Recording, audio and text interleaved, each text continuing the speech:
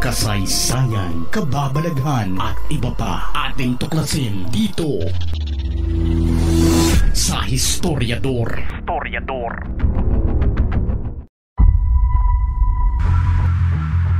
Bago pa man nahuli o sumuko si Pastor Apollo Kibuloy, ay marami na ang tila nakakahalata umano sa sinasabi nilang pagkampi ni Senador Bato de la Rosa sa mga taga-KOJC. Pero ayon sa senador, na ginagawa lang niya ang kanyang trabaho at sinisigurong patas lang siya para sa panig ng kapulisan at sa mga miyembro ng KOJC. I have to be fair and balanced sa aking investigation. Sabi ko nga in the very beginning na I am former Chief of the Philippine National Police at mahal ko yung PNP. Sa kabila naman, I am a Dabawenyo at mahal ko rin yung mga Dabawenyo, yung mga members ng KOJC. So, kailangan, kung may nakita akong mali in the course of my investigation, kung may nakita akong maling ginawa ng PNP, naturalmente, sisitahin ko sila. At kung may nakita naman akong mali rin na ginawa ng mga members ng KOJC, natural, sinita ko rin sila. Pero para sa mga nakapanood sa nangyaring hearing bago mahuli o sumuko ang pastor, ay halata o manong pinapahina ni Senador Bato ang loob ng general na siyang nangunguna sa paghahanap sa nagtatagong pastor. Ito ang ilan sa mga sinabi ng senador sa nangyaring hearing. Ikaw na ang kumilatis at umusga kung totoo bang naging pabor ang senador para sa panig ni Kibuloy. Well, when you say that, actually sir, yung ano yung sinabi mo kanina? Hindi pa namin yan na-search. Yes, sir. So do you intend to search that area? Yes, sir. Kasi ganito, the basis for you to serve a warrant of arrest on a particular area is based on your reasonableness na andyan siya. Ngayon, you mean to say na sabi mo na naman na andun na naman siya sa yung area na hindi mo pa na-search? The area, sir, is the area that we reasonably believe that where he is the KOJC compound. Mr. Chair. Wow, napakalaking area yun. Dahil gusto nila na aside from the visual search na ginagawa nila, gusto pa nila ng how do you call that search na gagamit pa sila ng mga technological search to determine heartbeat and life beneath the ground. Yan ang gusto lang gagawin, which is I think as far as serving a warrant of arrest is napakalayo na yan. Napakalayo na. But anyway, they insist. The question that keeps on coming back is that binabaligtad na ba natin yung search muna bago arrest or arrest muna bago magkakaroon ng lawful search? Parang binabaligtad na natin yung procedure. Sir, we are implementing a warrant of arrest, sir. There is a command Correct. from You the judge. implementing a warrant of arrest. And kung na-arresto nyo yung tao, you can conduct a lawful search. Hindi pa nga dapat sa vicinity, kundi on his person yung search. The search incidental to a lawful arrest, sir, is a search for weapons and for the safety of the arresting officer. But right now, sir, we are not searching for any weapons. We are searching for the person to be arrested because we have reasonable ground to believe that he is in the KOJC compound. And what is that reasonable ground to believe? We have informants, we have surveillance, and many others, sir, that I will reveal to the Senate Committee on an executive session, sir. Nang dumating na ang araw ng pagkahuli o pagsuko ni Kibuloy ay nagdala ng hindi magandang epekto ito sa panig ni Senador Bato dahil kaagad itong nakaladkad ang pangalan niya para sa isa sa mga umano'y dapat imbestigahan sa paniniwalang isa siya sa mga nagdangkang pigilan ng pagsilbi ng hustisya sa pag-aresto sa pastor. Yung kami ni Presidente, at saka si Vice President, yung paimbestigahan sa obstruction of justice. Walang masasabi ko lang isa, ako'y naawa dito sa mga congressman na ito dahil nga ang nasa isip na lang nila palagi ay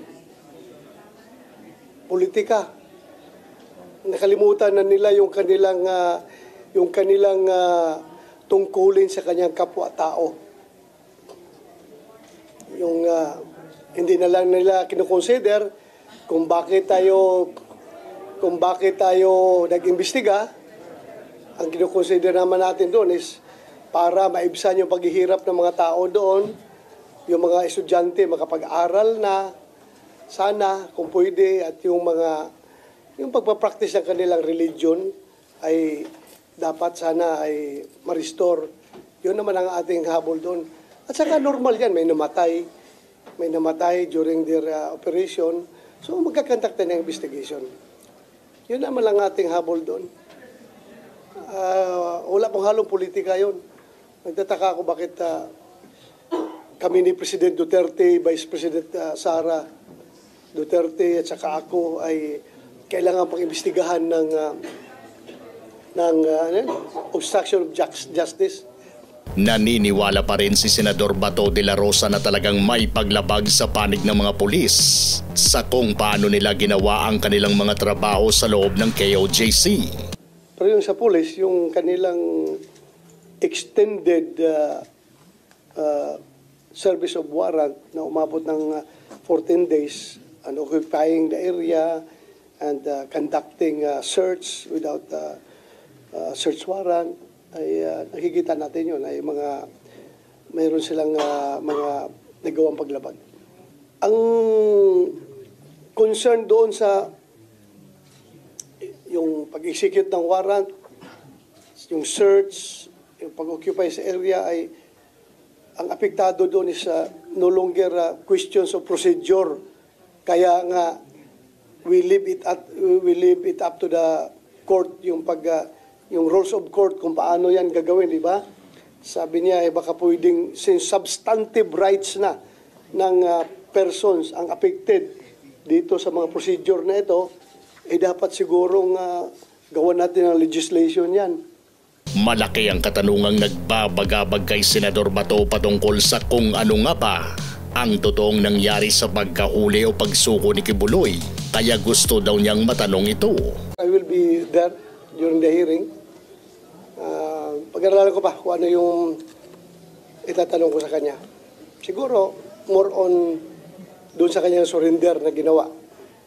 Yung details. Kasi hanggang ngayon, hindi pa ako masyado nalilinawan sa exact details of his surrender.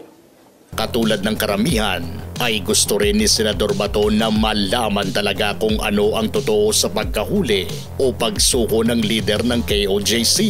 Paano siya makapag-surrender sa ISAP, sa Armed Forces of the Philippines, na ang buong KOJC compound is controlled by the PNP? So naturalmente, kung nandun ka sa loob, mag-surrender ka doon sa PNP. Dahil papayag ba yung PNP na sa iba ka mag-surrender na kayo kontrolado ng PNP yung area at saka mahabang panahon ng ginugol ng PNP dyan tapos ayaw mo mag-surrender sa amin? So paano nga sila nakapag-surrender sa ISAP kung ganun? May tinatago sila may mga tinatago na alam ko may tinatago na portion of the investigation na pwedeng iprangka nila. Both the side sa side ng gobyerno at saka sa side ng QJC. Ano yan, nakatago dyan, sila lang nakakaalam. Dapat nalabas yan, yung katotohanan na yan. Ano ba talaga, kuya? Galing ba daw sa North Cotabato? Sinundo doon ng ISAP? Surrender doon sa ISAP? Tapos dinala para hindi mapahiya ang gobyerno? Idadalahin mo na, ipasok doon sa loob ng QJC para palabasin na doon ang gagaling. Paglabas, papuntang airport, sakay na sa 130. Those are all tourists. Maraming mga tourists na gumagawa, nag-speculate. So dapat the competent government agencies should sabihin nila ang totoo. Sir, kaya sa hearing dito, kung huwarap na si Kibuloy, yan ang itatanong niyo sa kanya? Yes, tatanong ko talaga sa kanya, ano ba talaga ang nangyari? Oo. Paano ka kung Ito, kung nandun ka lang sa loob, nagtatago, gante, nasa loob ka lang. Kung nag-surrender ka, paano na-involve ang ISAP? Nawala mang ISAP doon sa loob. Di ba? Alam ka naman, papasok pang ISAP doon sa compound ng QGC para mag-surrender ka. Papaya kayo yung pulis na kontrolado nila yung area, di ba? So kung sabihin mo naman na galing ka sa labas, galing ka sa bundok ng North Cotabato, sinundo ka doon ng mga ISAP para mag-surrender, tapos ipapasok ka doon sa QGC para palabasin na galing ka sa loob, tapos punta ka ng airport, those are questions that must be answered properly.